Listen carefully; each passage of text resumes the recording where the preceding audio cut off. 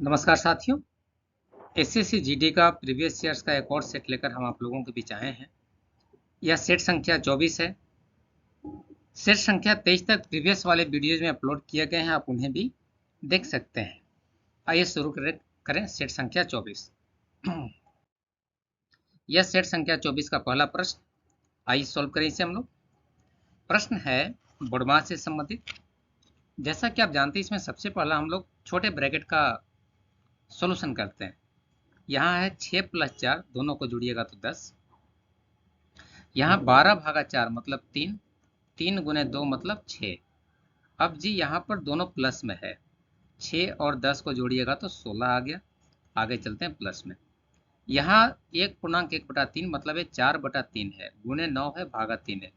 9/3 करेंगे तो 3 मिलेगा। और यहाँ से था ये 4/3, गुना में तो 3 और 3 कट गया, मतलब यहाँ से मिल गया 4।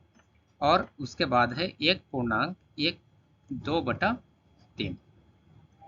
इस पूर्णांक का मतलब भी हम लोग जानते हैं कि प्लस होता है। क्या होता है? प्लस। तो जो वैल्यू मिला हम लोगों के पास, वह वैल्यू क्या है? 16, 4 20 और 1 21। 21.2/3। 21.2/3। अगर इसे हम लोग सोल्व करेंगे जी, भिन्न के रूप में लेकर आएंगे तो 65/3 हमारा सही जवाब है, ऑप्शन नंबर 2। अगला प्रश्न की तरफ बढ़ें। यह समय और दूरी से संबंधित एक प्रश्न। एक वृत्ताकार पथ के परितः एक दौड़ में एक एथलीट पहले राउंड में 10 मीटर प्रति सेकंड, दूसरे राउंड में 20 मीटर प्रति सेकंड और तीसरे राउंड में 30 मीटर प्रति सेकंड की चाल से दौड़ता है। तब उसकी औसत चाल हमें ज्ञात करना है। जैसा कि आप जानते हैं, अगर 3 बराबर बराबर दूरी है, तब औसत चाल का फॉर्मूला हमारे पास होता है 3xy 3 × 10 × 20 × 30 बटा xy हमारे पास 10 × 20 मतलब 200, yz मतलब 20 × 30 तो 600, जोड़ zx मतलब 10 × 30 मतलब 300 होता है। वैल्यू अगर निकालिएगा तो ऊपर में 3 × 10 × 20 × 30 बटा नीचे में 6 2 8 और 3 1100 आ जाएगा। 2 जीरो से 2 जीरो आप काट लीजिए, बचिया 3 × 10 30, 30 दूना 60, 60 दूना 180/11। अब आप इसे बहुत आसानी से भाग करके निकाल लेंगे। ये अप्रोक्सीमेटली 16.36 के आसपास आएगा। ऑप्शन नंबर 2 हमारा सही जवाब है। आप इसे दूसरे मेथड, एलसीएम वाला मेथड से भी बना सकते थे। देखिए कैसे। हमारे पास पहला चाल है 10, दूसरा चाल है 20, तीसरा चाल है 30। इन तीनों का एलसीएम अगर लेंगे तो हम मान लेंगे कि हर एक स्थिति में 60 मीटर या 60 किलोमीटर उसका दूरी है, मीटर मान लीजिए। तो पहला बार में अगर वो 60 मीटर चलेगा तो समय उसको कितना लग जाएगा? 6 सेकंड। दूसरा बार में 3 सेकंड का और तीसरा बार में 2 सेकंड। कुल दूरी कितना? पहला बार में भी 60 मीटर, दूसरा बार में भी 60 मीटर और तीसरा बार में भी 60 मीटर। तो 180/11 आप इसको डायरेक्ट भी निकाल सकते थे। मान इसका भी 16.36 मीटर प्रति सेकंड दिया गया, ऑप्शन नंबर 2। अगले प्रश्न की तरफ बढ़ें। यह प्रश्न अंकित मूल्य से संबंधित है। आइए देखते हैं। एक एसी का अंकित मूल्य 36,800 रुपया है। दुकानदार इस पर 11% का छूट देता है, तो एसी का विक्रय मूल्य क्या है? बहुत ही आसान सा प्रश्न। जैसा कि आप जानते हैं, 36,800 रुपया अगर अंकित मूल्य, 11% छूट दे दिया तो 89 रुपीज में उसने बेच दिया होगा। अब आप इसे कट कर लेंगे। यस, हमारे पास 368 × 89 निकालना पड़ेगा। 368 × 89 हम लोग अगर इसे सोल्व करेंगे तो 32,752 रुपये मिलेगा। ऑप्शन नंबर 4 हमारा सही जवाब है। अगले प्रश्न की तरफ बढ़ें। यह साधारण ब्याज चक्रवृद्धि ब्याज से संबंधित एक प्रश्न कहता है, अर्धवार्षिक रूप से दे, ध्यान रखना ये अर्धवार्षिक रूप है, 2% वार्षिक नॉमिनल रेट के अनुरूप प्रभावी वार्षिक ब्याज की दर क्या है? भाई 2% अगर वार्षिक है तो 1% अर्धवार्षिक हो जाएगा। अब इसका प्रभावी रेट क्या होगा भाई? पहला साल में 1%, दूसरे साल में भी 1%, अब पहले साल का जो ब्याज है 1 रुपया, उस पर अगले साल भी 1% की दर से हमको ब्याज मिल जाएगा। तो यहाँ से 0.01 दोनों को जोड़ लीजिएगा सबको, तो 2.01%, यही हमारा प्रभावी ब्याज का दर निकल गया। ऑप्शन नंबर 3 हमारा सही जवाब। अगला प्रश्न, भिन्नों का अवरोही क्रम में हमें सजाना है। आइए सजा लेते हैं हमारे पास। प्रश्न क्या क्या है थोड़ा देखें। 7/8 है, बहुत बढ़िया। 13/16 है, 31/40 है और 63/80 है। देखिए डिनोमिनेटर हर का लसा इसमें 8, 16, 40 और 80 का 80 आएगा, है ना। इन सबों का लसा डिनोमिनेटर का या हर का लसा 80 आएगा। अगर हम इस 8 से 80 को भाग करेंगे तो 10 आएगा ना। आप उससे 10 को ऊपर में, सिर्फ ऊपर में गुना कीजिए, कितना आ जाएगा 70। यहाँ पर 16 से 80 को भाग कीजिएगा तो 5 आएगा, 5 गुने 13 कीजिएगा तो 65 मिल जाएगा। इसमें 80 से 40 को 80 से भाग कीजिएगा 2 आएगा, तो 31 गुने 2 कीजिएगा तो 62, और यहाँ तो 80 को 80 से भाग करने से 1 ही मिलेगा 63। इसमें सबसे बड़ा कौन है? 7/8। तो अवरोही क्रम मतलब घटते क्रम में सजाना है, 7/8 हो गया। उसके बाद है 65, तो 13/16 हो गया। उसके बाद बड़ा वाला कौन है? 63/80, यस 63/80, और सबसे लास्ट में है 31/40। ऑप्शन नंबर 1 ही इसी शेड्यूल को फॉलो करता है। अगला प्रश्न की तरफ बढ़े हम लोग। प्रश्न है समय और काम का। आइए देखते हैं। एक कार्य को रिया 12 दिनों में, रीता 18 दिनों में और गीता 24 दिनों में पूरा कर सकती है। रीता और गीता ने 6 दिन तक काम किया, फिर गीता की जगह रिया ने ले लिया, तो कार्य को कितने दिनों में पूरा किया गया, ये आपको निकालना है। आइए निकालते हैं। रिया है, उसके बाद रीता है और फिर गीता है। ओके, रिया इसको 12 दिन में कर सकती है, रीता इसको 18 दिनों में और गीता इसे 24 दिनों में। अगर इन सबका हम एलसीएम निकालेंगे तब 72 आएगा, जो कि कुल काम के बराबर है। रिया का इफिशियंसी 6, रीता का 4 और गीता का 3 आ जाएगा। हमें बोला रीता और गीता कौन कौन भाई? रीता और गीता, यस, इनका इफिशियंसी कितना हो जाएगा? रीता का 4, गीता का 3, तो 4 जोड़ 3 मतलब कि 7 इफिशियंसी है। ये लोग 6 दिन तक काम किए, मतलब 42 काम हो गया। बचा हुआ काम कितना है? 30 काम को। अभी 30 काम को करेगा कौन? प्रश्न हमें कह रहा है कि अब गीता की जगह रिया ले ली, मतलब रीता तो पहले से थी, गीता हट गई और उसके जगह रिया आ गई। तो रीता और रिया का इफिशियंसी, रिया का 6, रीता का है 10 और 4, तो 6 और 4 को जोड़ेंगे तो 10 इफिशियंसी मिल गया। अब 30 काम को करने के लिए इनका समय कितना हो जाएगा भाई? 30/10 मतलब 3 दिन का। पहले से 6 दिन का काम हो चुका था, है ना। 3 दिन और काम लग गया, तो कुल समय आपको कितना लग गया? 6 और 3 मिलाकर 9 दिन का। ऑप्शन नंबर 3 हमारा सही जवाब है। अगला प्रश्न, यह एक क्षेत्रफल से संबंधित प्रश्न है। प्रश्न कहता है कि एक समकोण त्रिभुज है, समकोण कह रहा हूं, एक समबाहु त्रिभुज है और उस समबाहु त्रिभुज के प्रत्येक भुजा को काटकर, समबाहु त्रिभुज का प्रत्येक भुजा को काटकर एक समषष्ठभुज बनाया गया। देखिए यहां से इसको ऐसे काट दीजिए, यहां से इसको ऐसे काट लीजिए और यहां से इसको एक ऐसे काट लीजिए, तब बीच में एक समषष्ठभुज बन रहा है। देखिए एक समषष्ठभुज बन गया ना। एक भुजा ए वाला, ए वाला, ए वाला, ए वाला, ए वाला, तीनों भुजा, तीनों कोना से एक एक कॉर्नर को काट लिया गया है। तो इस प्रकार बने समषष्ठभुज का क्षेत्रफल क्या होगा? देखिए जी, इसका पूरा भुजा है ये 6, जिसमें से 3 भाग में काटिएगा तो हर एक भाग 2-2 सेंटीमीटर का बन जाएगा। उसी ढंग से इधर भी 2-2, इधर भी 2-2। डेट मीन जो बीच वाला एरिया का क्षेत्रफल निकलेगा वह बड़े वाले त्रिभुज का क्षेत्रफल, बड़े वाले त्रिभुज का क्षेत्रफल कितना? √3/4a² होता है ना, समबाहु त्रिभुज का क्षेत्रफल। इस बड़े वाले त्रिभुज का क्षेत्रफल में से 3 छोटा छोटा त्रिभुज बन रहा है, वो भी समबाहु त्रिभुज है, हमें इसके क्षेत्रफल को घटा लेना चाहिए। तो √3/4 इंटू a², 2 × 2, 4 से 4 कट गया। यहाँ भी आप काट सकते हैं, 6 × 6 36, तो 9 आ गया। तो 9√3 में से आप 3√3 को घटा लीजिए, 6√3 सेंटीमीटर स्क्वायर आपका सही जवाब, ऑप्शन नंबर 2। अगला प्रश्न देखें। यह चक्रवृद्धि ब्याज से संबंधित प्रश्न है। प्रश्न कहता है रमेश नाम का एक व्यक्ति है जो कुछ पैसा उधार लिया।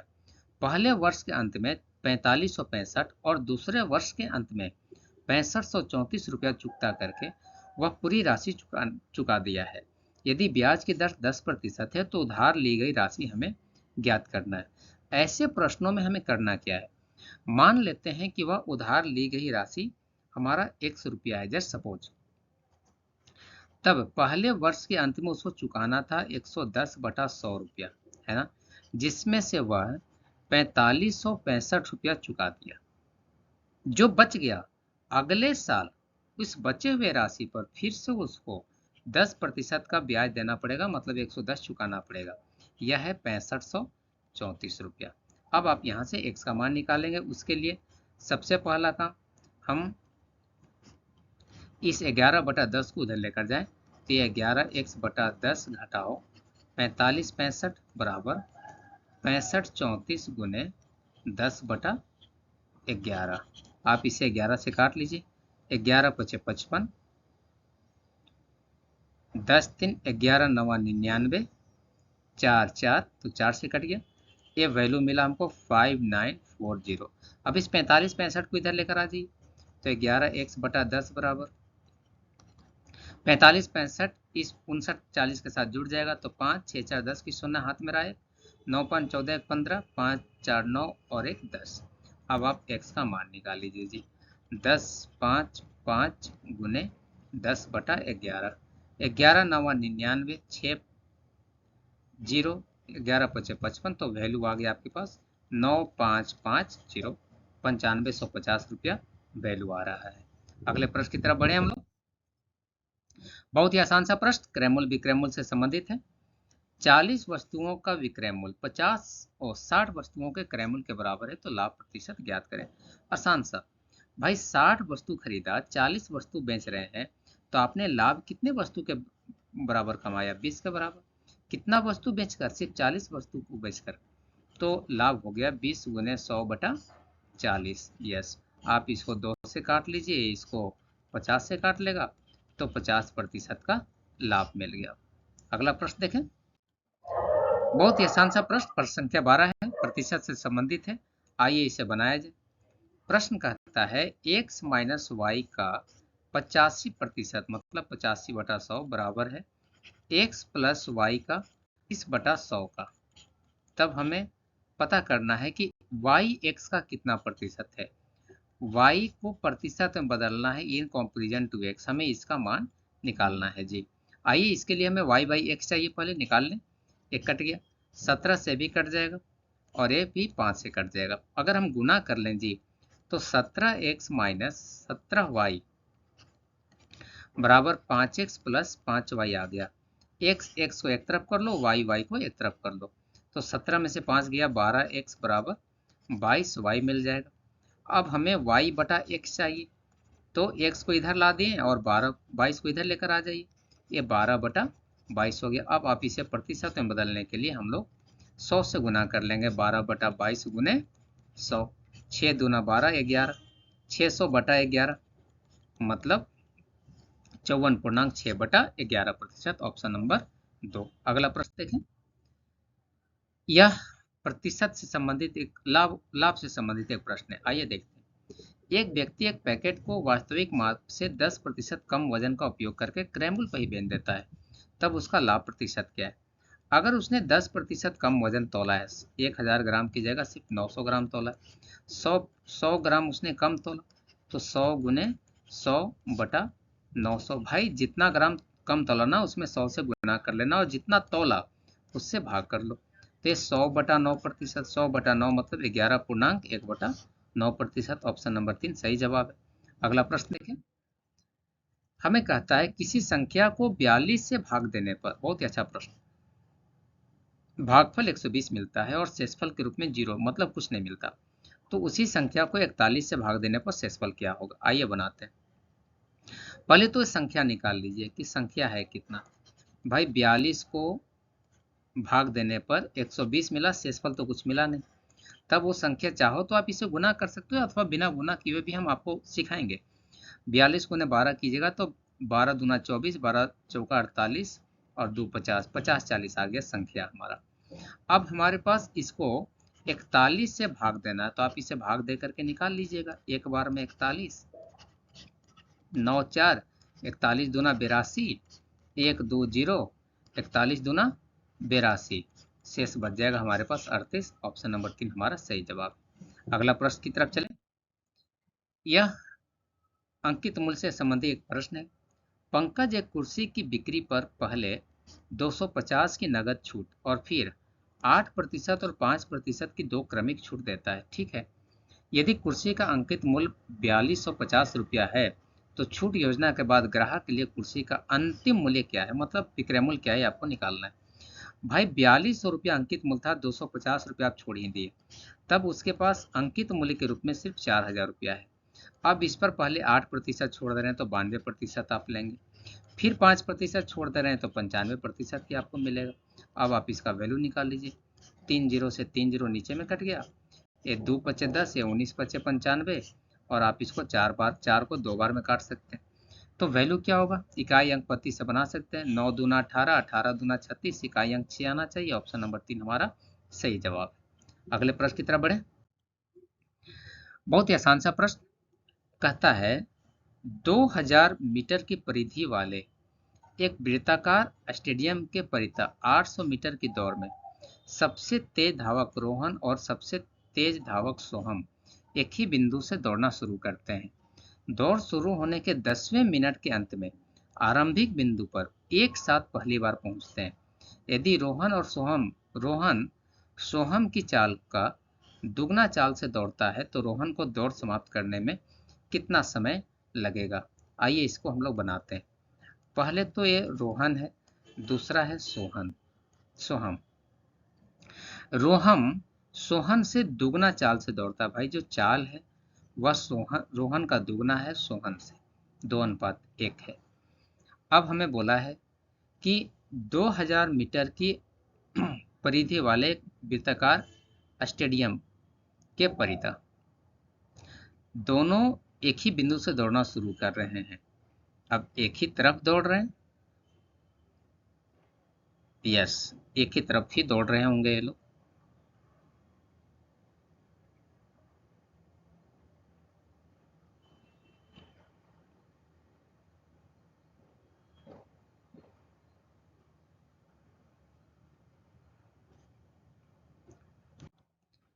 बहुत ही आसान सा प्रश्न घन से संबंधित है, आइए बनाते हैं। नया घन बनाने के लिए 5 सेंटीमीटर, 4 सेंटीमीटर और 3 सेंटीमीटर भुजा वाले 3 घनों को पिघलाया जाता है और उस पिघलाकर एक नया घन बनाया जाता है। तो नए घन का विकर्ण आपको निकालना है। बहुत ही आसान सा प्रश्न। नए घन का जो आयतन होगा वह छोटे वाले तीनों घनों के आयतन का योग के बराबर होगा। अब इसका योग हो जाएगा 125, 64 और 27। इसको जोड़िएगा, 7 4 11 5 16, मेरे विचार से 216 आना चाहिए। तो एक क्यूब का मान 216, तो एक का मान 6। अब विकर्ण का फॉर्मूला जैसा आप जानते हैं, √3a होता है, तो ये 6√3 सेंटीमीटर। ऑप्शन नंबर 1 हमारा सही जवाब है। अगला प्रश्न देखें। यह अनुपात से संबंधित प्रश्न है। प्रश्न कहता है कि ए और बी की वर्तमान आयु का अनुपात 5:8 है। 8 वर्ष बाद, ध्यान रखेंगे 8 वर्ष बाद कह रहा है, उनकी आयु का अनुपात 3:4 होगा। तो उनकी वर्तमान आयु का योग क्या है, आपको निकालना है। भाई देखिए वर्तमान में तो उनका 5:8 ही है, और एक कहानी है 8 वर्ष बाद का कितना, 3:4। सबसे पहला इस अनुपात के अंतर को बराबर कीजिए। जैसे यहाँ पर अंतर है 5 और 8 का 3 है ना, 8 में से 5 घटाएंगे 3, जबकि यहाँ पर 4 में से 3 घटाएंगे तो 1। तो इस अंतर को बराबर करने के लिए हमें इस अनुपात में 3 से गुना कर लेना चाहिए, तब ये अनुपात कितना हो जाएगा, 9:12। अब यहाँ भी देखो अंतर 3 का है, यहाँ भी अंतर 3 का है, बढ़िया। अब आइए इस 8 और 12 का अंतर कितना है। पहले से बी का आयु 8 था, आज बी का आयु कितना है, 12। तो ये अंतर कितना का हो गया, 4 का, और इस 4 का मान हमको वर्ष में मिला है कितना, 8 वर्ष। समझ पा रहे हैं। अब 4 का मान अगर 8 है तो 1 का मान हो जाएगा 2, लेकिन हमसे पूछा है वर्तमान आयु का योग। वर्तमान आयु का अनुपात का योग कितना था, 5 और 8 मिलाकर 13। तो 13 का मान निकाल लीजिए। 2 गुने 13 मतलब 26 वर्ष उनका वर्तमान आयु का योग निकल जाएगा। Option number 4। अगला प्रश्न, प्रथम 16 प्राकृत संख्याओं का औसत, जैसा आप जानते हैं n+1/2 होता है जी। 16 जोड़ 1/2 मतलब 17/2, 17/2 मतलब 8.5। अगला प्रश्न की तरफ बढ़े। एक चुनाव संबंधी प्रश्न है। एक चुनाव में एक प्रत्याशी 70% मत प्राप्त किया और 500 मतों से चुन लिया गया, तो मतों की कुल संख्या ज्ञात कीजिए। आइए बनाते हैं।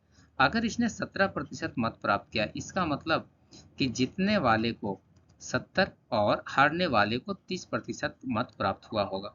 डेट मीन्स मतों का अंतर है 40% और इस 40% का मान दिया है 500, तो 100% का मान आपको निकालना है।